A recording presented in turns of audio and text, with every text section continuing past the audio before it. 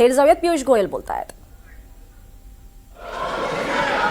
2 फरवरी 2026 को प्रधानमंत्री जी और अमेरिकी राष्ट्रपति डोनाल्ड ट्रंप ने द्विपक्षीय और अंतर्राष्ट्रीय महत्व के कई मुद्दों पर फोन पर चर्चा की। इसके बाद राष्ट्रपति ट्रंप ने अमेरिका को किए जाने वाले भारतीय निर्यात की दर घटाकर 18% करने की घोषणा की।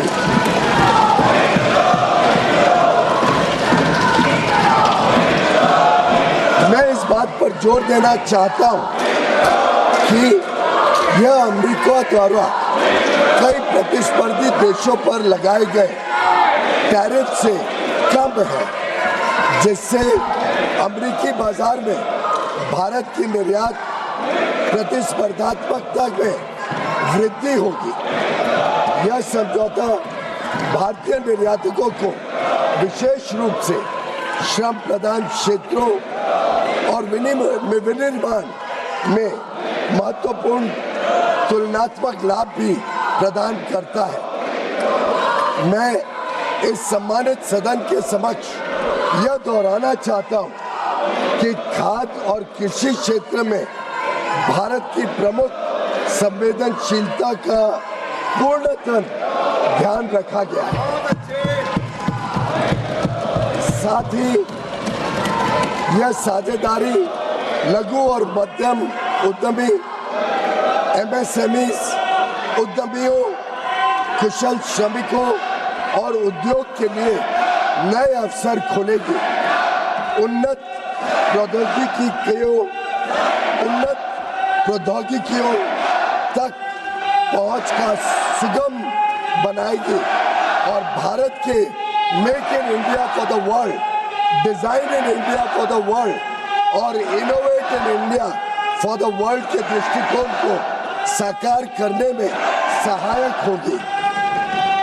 यह ऐतिहासिक ढांचागत समझौता भारत अमेरिका संबंधों को मजबूत करने और विकसित भारत 2047 की दिशा में हमारी यात्रा को आगे बढ़ाने की दिशा में एक महत्वपूर्ण कदम है और यह दुनिया के 2 सबसे बड़े लोकतांत्रिक देशों के बीच मजबूत जुड़ाव को भी दर्शाता है, जो स्वाभाविक साझेदार है और साझा समृद्धि के लिए मिलकर काम कर रहे हैं। मैं माननीय सदस्यों को सूचित करना चाहता हूं कि आगे की कार्रवाई के संदर्भ में दोनों पक्ष व्यापार समझौते से संबंधित आवश्यक तकनीकी प्रक्रियाओं को पूरा करने और कागजी कार्रवाई को अंतिम रूप देने के लिए मिलकर काम करेंगे ताकि इसकी पूरी क्षमता का शीघ्रता से लाभ उठाया जा सके। समझौते की विस्तृत रूपरेखा इन प्रक्रियाओं के समापन के पश्चात तुरंत घोषित की जाएगी। माननीय सदस्यों को भारत के ऊर्जा स्रोतों से संबंधित उन मुद्दों की जानकारी होगी जो इस समझौते पर हुई चर्चाओं के दौरान उठाए गए हैं। मैं स्पष्ट करना चाहता हूं, जैसा कि सरकार ने कई बार सार्वजनिक रूप से कहा है कि 140 करोड़ भारतीयों की ऊर्जा आवश्यकताओं की सुरक्षा सुनिश्चित करना सरकार की सर्वोत्तम प्राथमिकता है। वस्तुनिष्ठ बाजार स्थितियों और बदलते अंतर्राष्ट्रीय परिदृश्यों के अनुरूप ऊर्जा स्रोतों में विविधता लाना हमारी इस कार्यनीति का मूल आधार है। भारत की सभी कार्रवाइयां इसी बात को ध्यान में रखकर की जाती है। अतः मैं माननीय सदस्यों से इन मुद्दों को समुचित दृष्टिकोण से देखने का आग्रह करता हूं। दोनों देशों के बीच भावी व्यापार अवसरों के संदर्भ में माननीय सदस्यगण इस बात को समझेंगे कि भारत और अमेरिका काफी हद तक एक दूसरे की पूरक अर्थव्यवस्थाएं हैं। जैसे जैसे भारत विकसित भारत के पथ पर अग्रसर हो रहा है, हमें ऊर्जा, विमानन, डेटा केंद्र, परमाणु ऊर्जा आदि सहित कई क्षेत्रों में अपनी क्षमताओं को बढ़ाने की आवश्यकता होगी। अमेरिका इन क्षेत्रों में दुनिया का अग्रणी देश है, इसलिए हमारे लिए इन क्षेत्रों में व्यापार की संभावनाओं पर ध्यान केंद्रित करना स्वाभाविक है, जिससे न केवल हमारी खरीद में बल्कि हमारे अपने निर्यात में भी विस्तार होगा। हमारा अनुमान है कि तुलनात्मक लाभ के परिणाम स्वरूप कई क्षेत्रों में भारत का निर्यात अमेरिका में भी काफी बढ़ेगा।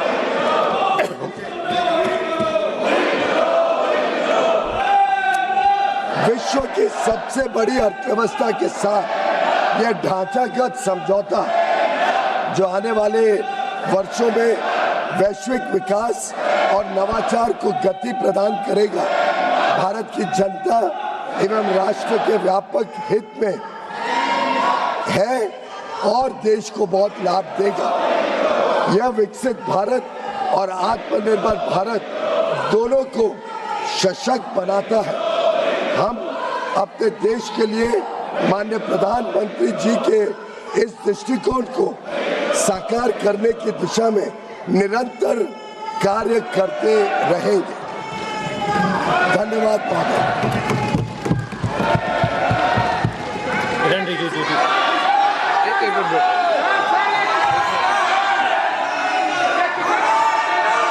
माननीय सदस्यगण, ये सदन देश के लोकतंत्र का उच्च सदन है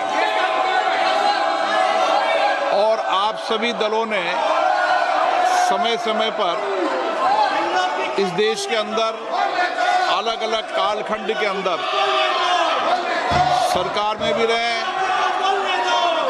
लेकिन मेरा मत है कि इतनी लंबी सरकार में रहने के बाद भी हम इस उच्च सदन की मर्यादाओं, परंपराओं को तोड़ रहे हैं।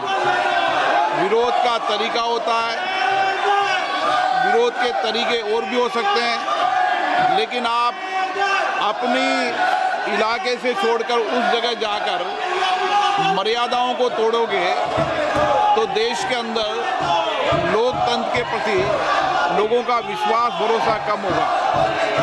आप सब चुनकर आते हैं, सदन के अंदर, सदन के बाहर विरोध का तरीका होता है, लेकिन हम इतने वरिष्ठ नेता आप हैं, आपने शासन किया है, लेकिन नहीं बोलने देंगे, वो नियम प्रक्रिया से चलता है। लेकिन आप मर्यादा तोड़ेंगे, उचित है क्या? आप इधर से उधर जाकर, आपके सदस्य इधर से उधर जाएंगे, ये उचित है क्या? यही मर्यादा बनाना चाहते हैं क्या आप? आपने इतने साल के शासन करने के बाद आपने यही परंपराएं लागू किए। आप वरिष्ठ लोग हैं, बालू जी, आप इतने सीनियर नेता हैं, ये देश में अच्छा लग रहा है कि आपको? आप इधर जाकर मंत्री बोल रहे हैं, आसन पे जाके खड़े हो रहे हैं, सत्ता पक्ष की तरफ बैनर लेकर आ रहे हैं। मर्यादा पहले भी विरोध हुआ है, लेकिन मर्यादा कभी किसी ने नहीं तोड़ी। आप शासन में रहे, ये प्रतिपक्ष में रहे, तब भी विरोध हुआ है, लेकिन मर्यादाएं कभी नहीं तोड़ी। लेकिन आप जो मर्यादाएं तोड़ रहे हैं, ये उचित नहीं है। आप शासन को ये मजबूर नहीं कर सकते। मैं आपसे पुनः आग्रह करता हूं, आप मर्यादा रखें, अच्छी परंपराएं रखें। विरोध का तरीका हो सकता है आपका,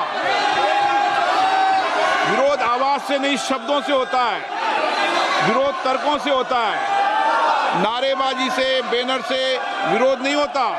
विरोध शब्दों, तर्कों से होता है, असहमति मुद्दों पर होती है। वैचारिक मतभेद हैं, वैचारिक मतभेद बोलना चाहिए, ये सदन वैचारिक मतभेदों के लिए बोलने के लिए, लेकिन ये तरीका ठीक है क्या? नो। अगर आप यही तरीका अपनाना चाहते हैं तो अपनाएं। मेरा एज अध्यक्ष के नाते आपसे आग्रह रहता है, सदन से आग्रह रहता है कि सत्ता पक्ष हो चाहे प्रतिपक्ष हो, सदन की मर्यादाओं परंपराओं को बना के रखें। ये सभागृह आपका है, आप इस सभागृह का जितना अपमान करेंगे देश आपको देखेगा, और आप इस सभागृह की प्रतिष्ठा को गिराने का कृत्य कर रहे हैं। इस व्यवस्था के अंदर सदन चलाना उचित नहीं है। मैं सदन की कार्रवाई आज 2 बजे तक के लिए स्थगित करता हूं। तर लोकसभेचं कामकाज तहकूब करण्यात आलंय।